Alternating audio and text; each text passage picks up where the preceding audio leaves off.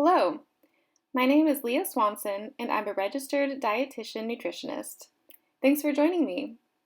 Today we're going to talk about following a low-sodium diet, including where you can find sodium in your food, why you should reduce sodium in your diet, and some tips and tricks to make the transition to low-sodium living that much easier. First of all, what is sodium? Sodium is a mineral that can be found naturally in food, but can also be added to processed food, which is where most of the sodium we eat comes from. Table salt, like the salt in your salt shaker, is a combination of sodium, about 40%, and chloride, about 60%. About 90% of the sodium we eat is from sodium chloride. The rest comes from other forms of sodium, like sodium bicarbonate, which is baking soda. So, where can you find sodium? Most of the sodium you eat comes from packaged and processed foods, not from the salt you add when cooking at home or even the salt you add to your plate before eating. Americans consume up to 75% of their sodium from processed foods. The American Heart Association came up with a list of 6 common foods that can end up adding a lot of sodium to your diet. These are called the salty 6. Breads and rolls.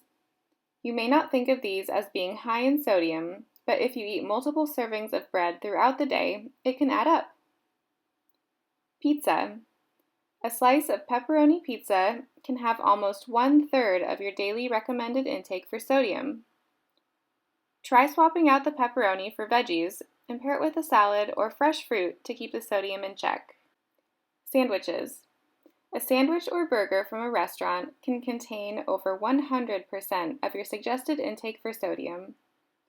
Try half a sandwich instead and pair it with a fresh salad, fruit, or veggies. Cold cuts and cured meats. Just 2 ounces, or about 6 thin slices of cured meat, can have 1/3 of your suggested intake for sodium. Paired with bread and other sodium-containing condiments like pickles or relish to make a sandwich can quickly make that sodium grow. Try adding fresh veggies, hummus, and avocado to your sandwich instead. Soup. The sodium in canned soup can range anywhere from 50 to 800 plus milligrams of sodium per 1 cup. Check the label for lower sodium options. We'll talk more about label reading soon. Burritos and tacos. Taco toppings and burrito fillings, like cheese and salsa, can quickly pile on the sodium. Choose veggies and lean protein to keep the sodium down. Sodium can also be hiding in unexpected places. Some over-the-counter drugs contain sodium. Look for warnings related to high blood pressure on the bottle or packaging, especially if you already have high blood pressure. If you do have high blood pressure or are on medication, talk with your doctor before trying any new over-the-counter medications. It's also good to be careful with supplements and natural or naturopathic remedies. Again, talk to your doctor before trying any over-the-counter drugs, supplements, or vitamins and minerals. They may not work as advertised, or they can interact with any medication that you're currently taking. As a side note, it's also a good idea to tell your doctor or dietitian about any supplements, vitamins, or minerals that you're already taking, not just the new ones. Decongestants are another one that can raise blood pressure, so keep an eye out for over-the-counter cold and flu medications. Some prescription medications can also contain sodium. However, please consult with your doctor before making any changes or stopping use of any medications. Some other substances that can also raise your blood pressure, aside from sodium, are alcohol and caffeine. Sea salt versus table salt. You may have noticed the trendy sea salt popping up on grocery store shelves and on restaurant menus. It has been associated with health foods and has been marketed as natural. But is it really healthier than table salt? You might have even heard that sea salt has less sodium than table salt. However, the sodium amount between the two is actually very similar. Both contain about 40% sodium by weight. A teaspoon of sea salt might have less sodium than a teaspoon of table salt, But that's just because sea salt crystals are larger, so it doesn't pack into the spoon as much as table salt. Sea salt also only contains a small amount of iodine, which is an essential mineral and is one that's added to table salt to prevent goiter and hypothyroidism, diseases both caused by iodine deficiency. So, the bottom line is that when it comes to reducing your sodium intake, sea salt should be treated the same as table salt and should be used in moderation. So, why should you reduce sodium in your diet? Reducing sodium in your diet can help lower your blood pressure, which in turn can help prevent the negative effects of high blood pressure over a long period of time, which can include heart disease, kidney disease, stroke, and blindness. What if I don't have high blood pressure? Many Americans eat much more than the recommended amount of sodium, even if they don't have high blood pressure. By reducing your sodium intake, you can prevent high blood pressure from occurring in the first place. The American Heart Association recommends that adults consume no more than 2,300 milligrams of sodium per day. But ideally, most adults would consume no more than 1,500 milligrams of sodium per day, especially those with high blood pressure. Reducing sodium can be tough, but even cutting back by 1,000 milligrams of sodium per day can make a difference. This also doesn't need to happen overnight. Try gradually reducing your sodium to allow your taste buds to get used to tasting less salt. So, just how much salt is that? The numbers provided by the American Heart Association don't mean much unless you can put them into a real setting. Let's break down the numbers into measures of salt.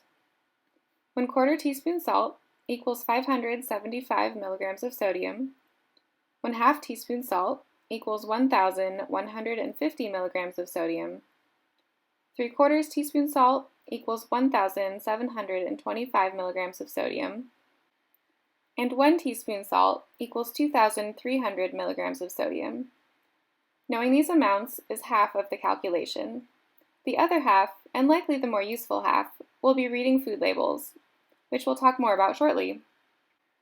There are many ways to reduce sodium in your diet, but let's cover the basics before we dig into the details. First, choose low and no sodium versions of food, such as canned foods, crackers and chips, pre-made meals, soups, broths and stocks, nuts and seeds, and nut and seed butters. Read the label and don't forget to check the serving size. We often eat more than what is listed as one serving, so this is something to take into account when looking at sodium. Eat more fruit and veggies. Eating more fruit and vegetables is not only a great way to get fiber, vitamins and minerals, and water, but they also have no sodium or a very small amount of sodium. If you choose canned or frozen fruit and vegetables, look for no salt added if possible. Choose fresh or frozen meat and poultry instead of smoked or other processed meats, which are high in sodium. Remove the salt shaker from the table. Even though the bulk of the sodium in your diet doesn't come from the salt shaker, every little bit counts. Use spices and herbs to enhance the flavor of your food without adding extra salt. Keep the portion size low in foods that are high in sodium. And finally, taste before you salt. Many times your food is plenty flavorful before reaching for the salt shaker. The DASH diet is a well-rounded diet that is often recommended to those who have high blood pressure or hypertension.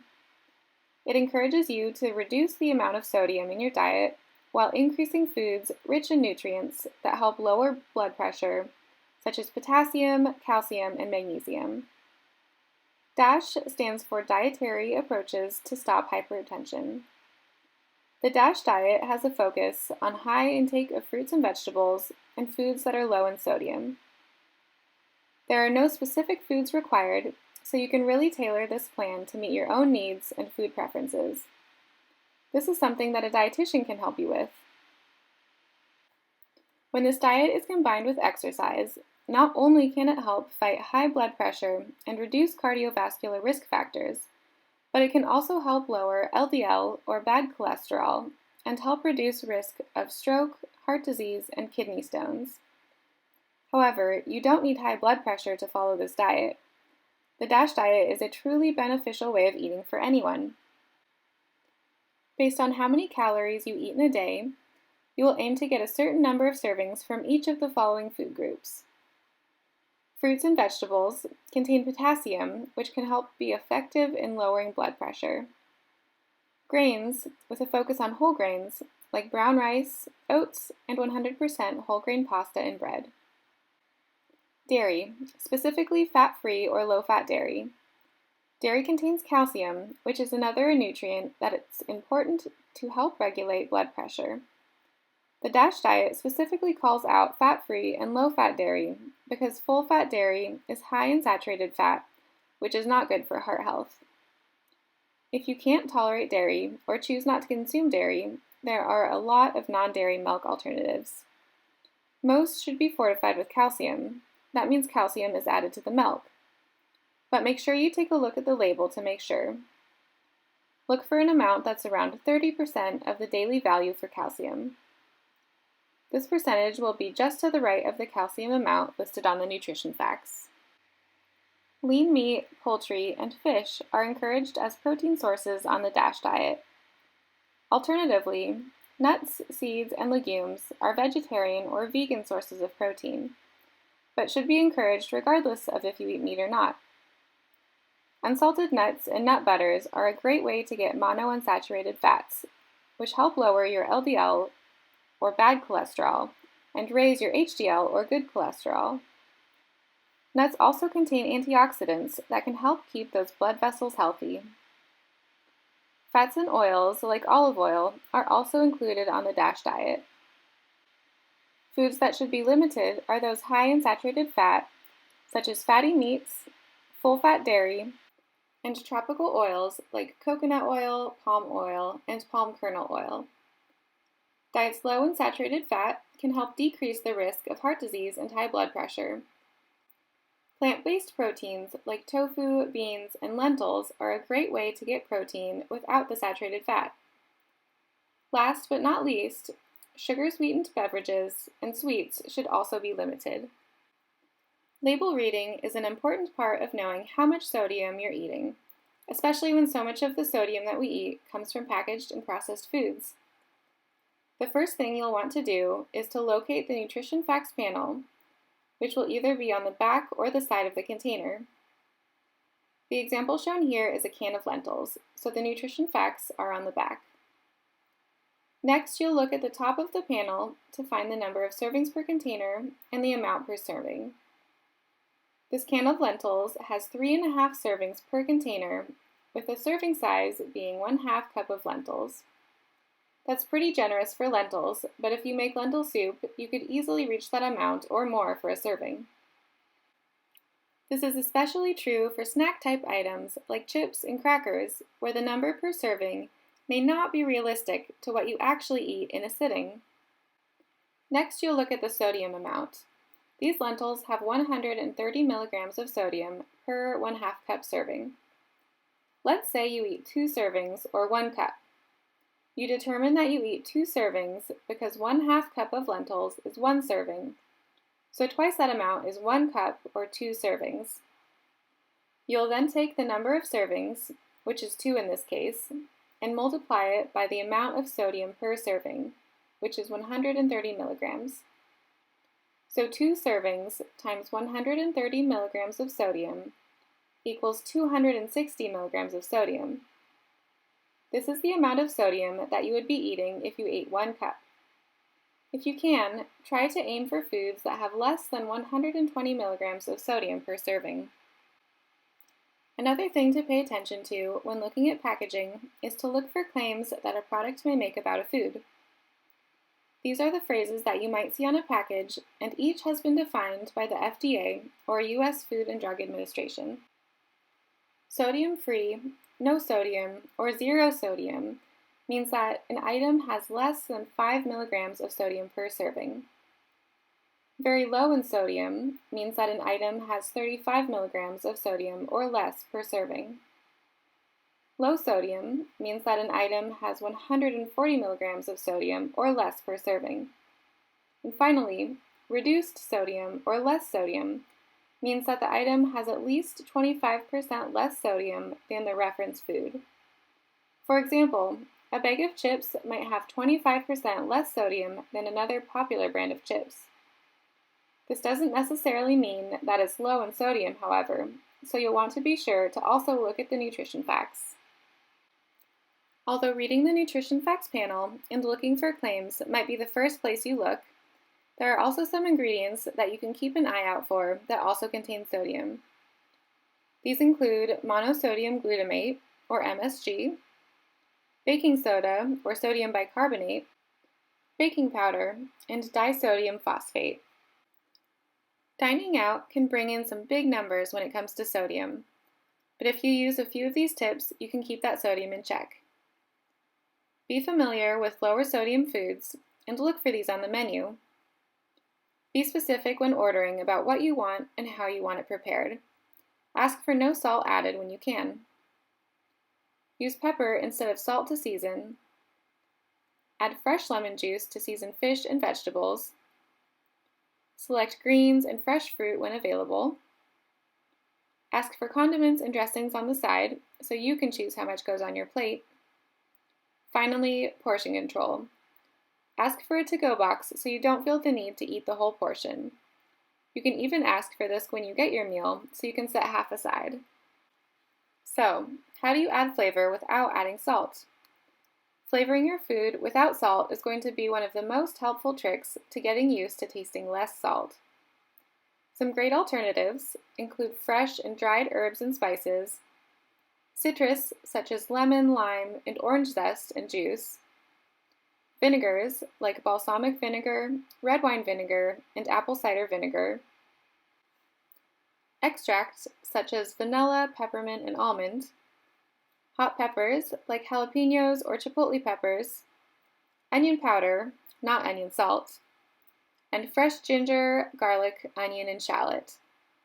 Another one of my favorites is wine, which is a great way to flavor your cooking, and the heat will make the alcohol evaporate, so you're left with a delicious flavor. Besides flavoring your food with salt-free alternatives, there are a few handy tips and tricks to try as well. Rinsing your canned beans before eating is a very effective way to reduce the sodium. This can rinse away anywhere from 20 to 40% of the sodium from your canned beans. You can use this method for canned vegetables as well. Make your own. Anything you make at home instead of buying from the store or restaurant is likely going to have less sodium. Homemade salad dressings and condiments are a great place to start. Not to mention, this also helps cut the sugar amount and will save you money. Soups, pasta sauce, and dips like hummus, salsa, and guacamole are also super simple to make, and you can use way less salt than the store-bought versions. Now for a few of our dietitian favorites. Salt-free seasoning blends like Costco's No Salt Seasoning and Trader Joe's 21 Seasoning Salute. Crystallized citrus, like True Lemon Crystallized Lemon, makes a great seasoning for fish or poultry. Foods that add an umami flavor are a fun way to add some depth to your cooking. Sautéed mushrooms and tomato paste are two of my favorites that can provide this umami flavor.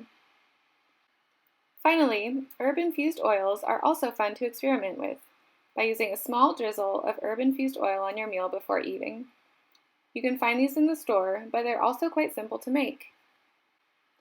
Along with this presentation, you should receive handouts including my blood pressure log, Getting Started on DASH, Sodium Tracker, and the Salty 6. Thank you so much for listening. Feel free to check out our website for more information or reach out to us by phone. And thank you to our sponsors, both Verdant Health Commission and Stille Valley Health Connections.